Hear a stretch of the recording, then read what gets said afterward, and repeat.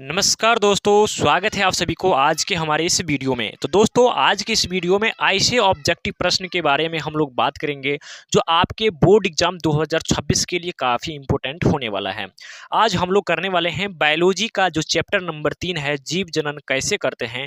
यहाँ से काफ़ी भी ऑब्जेक्टिव प्रश्न करेंगे जो आपके बोर्ड एग्जाम 2026 के लिए काफ़ी इंपॉर्टेंट होने वाला है। दोस्तों, सारे ऑब्जेक्टिव क्वेश्चन अच्छे से याद कर लेंगे या फिर आपको याद होगा तो अच्छे तरीक़ा से रिवीजन कर लेंगे, क्योंकि आप सभी के पास उतना टाइम अब नहीं बचा हुआ, ठीक है ना। बहुत ही नज़दीक एग्जाम आ चुका है, इसी कारण सारे ऑब्जेक्टिव क्वेश्चन को याद कर लेंगे और अगर याद होगा तो अच्छे तरीक़ा से रिवाइजिंग कर लेंगे। तो चलिए हम यहाँ पे क्वेश्चन नंबर 1 से क्लास को शुरू कर रहे हैं। उससे पहले अभी तक वीडियो को लाइक नहीं किए हैं तो एक बार वीडियो को लाइक प्लीज़ ज़रूर कर देंगे और चैनल को जो है ना हाइप भी ज़रूर करेंगे। तो चलिए पहला नंबर क्वेश्चन देखते हैं और पहला नंबर क्वेश्चन है कि पत्तियों द्वारा कायिक प्रबंधन का उदाहरण है। दोस्तों आप सभी को याद रखना है क्या, पत्तियों द्वारा कायिक प्रबंधन का उदाहरण है तो हो जाएंगे आप सभी को कौन, ब्रायोफाइलम, यानी कि ऑप्शन यहां से डी बिल्कुल सही आंसर हो जाएंगे। दोस्तों 2025 के एग्जाम में पूछा हुआ प्रश्न है। दूसरा नंबर प्रश्न है कि सुरक्षित गर्भपात भ्रूण की अवस्था में होती है क्या, सुरक्षित गर्भपात भ्रूण की अवस्था में होती है दोस्तों। तो दो का बिल्कुल राइट यहाँ पे हो जाएंगे कौन, तो ब्लास्टुला। क्या हो जाएंगे दोस्तों, तो ब्लास्टुला, यानी कि ऑप्शन यहाँ से ए बिल्कुल सही आंसर हो जाएंगे। अगले प्रश्न की ओर बढ़ते हैं दोस्तों, यहाँ पे 3 नंबर प्रश्न देखेंगे और 3 नंबर प्रश्न है कि इसे निम्नलिखित में कौन जो है ना परिवार नियोजन साधन में जो है ना प्रयुक्त एक प्रभावी उपाय है दोस्तों। तो 3 का बिल्कुल राइट आंसर आप सभी को याद रखना है, ये डायफ्राम हो जाएंगे, कॉन्डम हो जाएंगे और कॉपर टी एवं लूप, यानी कि इनमें से सभी हो जाएगा। ऑप्शन डी बिल्कुल सही आंसर हो जाएंगे। 4 नंबर क्वेश्चन यहाँ पर देखते हैं और 4 नंबर प्रश्न है कि इस पेस्टिक अल्सर हो सकता है। तो बताएंगे पेस्टिक अल्सर जो है ना क्या हो सकता है दोस्तों। तो यहाँ पे हो जाएंगे लंबे समय तक भूखे रहने से, लंबे समय से भूखे रहने तक, ऑप्शन सी बिल्कुल सही आंसर हो जाएंगे। 5 नंबर प्रश्न है कि निम्नलिखित में नर्म युग्म कौन सा है। तो बताइए नर्म युग्म में जो है वो कौन सा है दोस्तों। तो 5 का बिल्कुल राइट जाएंगे वो शुक्राणु हो जाएंगे, तो ऑप्शन यहाँ से बी बिल्कुल राइट आंसर हो जाएंगे। 6 नंबर क्वेश्चन है कि द्विखंड पाया जाता है। तो बताएंगे द्विखंड जो है ना कहाँ पाया जाता है, तो वह जीवाणु में पाया जाता है, तो ऑप्शन यहाँ से सी बिल्कुल सही आंसर हो जाएंगे।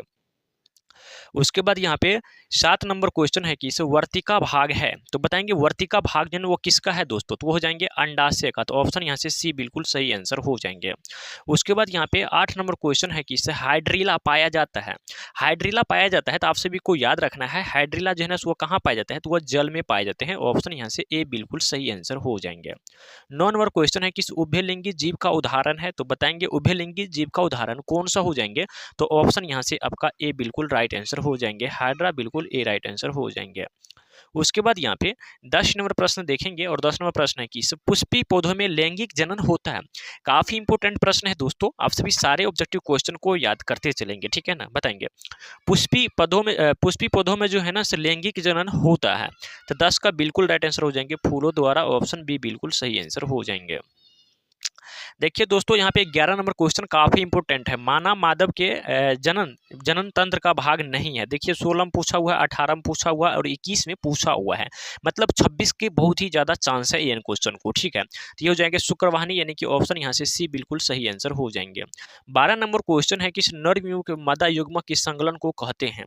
तो नर्म युग्मक और मादा युग्मक के संकलन को कहते हैं दोस्तों, तो यहाँ पे इसमें से कोई नहीं हो जाएगा, ठीक है ना। तो ऑप्शन यहाँ से क्या हो जाएगा ना, ऑप्शन यहाँ से डी राइट आंसर हो जाएंगे, ठीक है ना। वो निषेचन कहलाता है, ठीक है ना, जो कि यहाँ पे निषेचन है नहीं। चलिए 13 नंबर प्रश्न है कि निम्नलिखित में से कौन एक लैंगिक पादप का जो है ना उदाहरण है। तो 13 का बिल्कुल राइट आंसर आप सभी को याद रखना है, वो हो जाएंगे कौन, पपीता, ऑप्शन यहाँ से सी बिल्कुल सही आंसर हो जाएंगे। 14 नंबर क्वेश्चन है कि मुकुलन द्वारा प्रजनन किस में होता है। तो आप सभी को याद रखना है मुकुलन द्वारा प्रजनन जो ईस्ट में होता है, तो ऑप्शन यहाँ से बी बिल्कुल सही आंसर हो जाएंगे। उसके बाद यहाँ पे 15 नंबर प्रश्न है कि इस फूलों पुष्पों में नर भाग होता है। देखिए 13 में पूछा हुआ है, 19 में और उसके बाद यहाँ पे 25 में पूछा हुआ प्रश्न है। तो 15 का बिल्कुल राइट आंसर हो जाएंगे, फूलों में नर का जो है ना सब कैसा भाग होता है, तो वह पुंकेश्वर होते हैं। ऑप्शन यहाँ से ए बिल्कुल सही आंसर हो जाएंगे। उसके बाद यहाँ पे 16 नंबर क्वेश्चन है कि द्विखंडन होता है।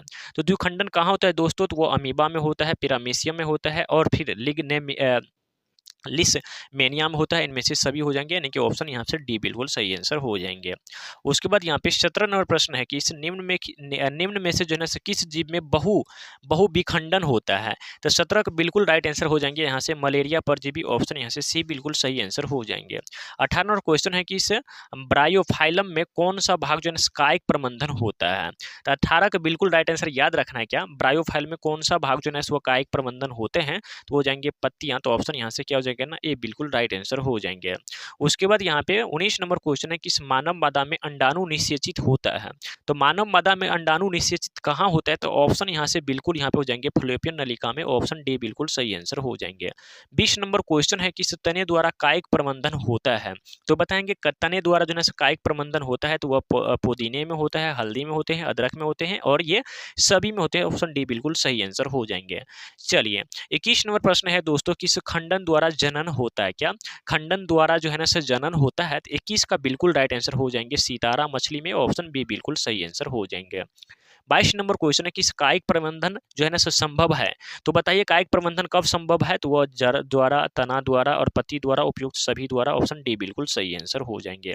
उसके बाद यहाँ पे 23 नंबर प्रश्न है कि तनों पर तनों पर अस्थित कालिका जो है ना पाई जाती है। तो 23 का बिल्कुल राइट आंसर हो जाएंगे आलुओं में, तो ऑप्शन यहाँ से बी बिल्कुल राइट आंसर हो जाएंगे। दोस्तों यहाँ पे टोटल जो है ना 27 ऑब्जेक्टिव क्वेश्चन लाया गया था। तो 23 में आपका कितना सही हुआ, प्लीज आप सभी कमेंट करके जरूर बताइएगा। काफी इंपॉर्टेंट ऑब्जेक्टिव प्रश्न था, तो आप सभी जरूर बताएंगे 23 में कितना सही हुआ। ठीक है, फिर मिलते किसी अगले क्लास में, तब तक के लिए thank you so much, love you, okay bye, जय हिंद।